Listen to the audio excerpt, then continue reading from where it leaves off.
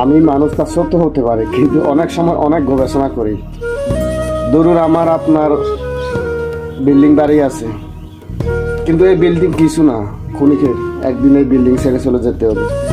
মনে করেন আমার টাকা পয়সা আছে অহরহ, এই টাকা শুধু আমি প্রয়োজনে ব্যবহার করব, এই টাকা তো আর আজীবন থাকবে না, টাকা ছেড়েই চলে যেতে হবে। মনে করেন ধরুন আমার টাকা পয়সা আছে, টাকার অভাব নাই, দামি দামি খাবার খাচ্ছি, আবার এই খাবার বের করে দিচ্ছি, কিছু না ক্ষণিক।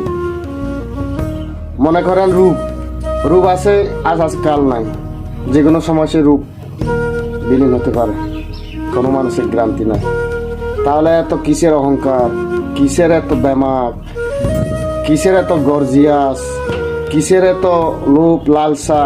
বরং এত কিছু বাদ দিয়ে নিজেকে উপলব্ধি করতে শিখুন, অন্যকে ভালোবাসতে শিখুন, ফ্রি মাইন্ডেড হতে শিখুন, জীবনে সুখ পাবেন।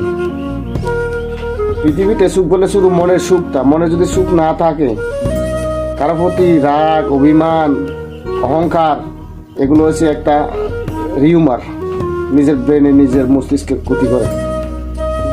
ভালো থাকবেন।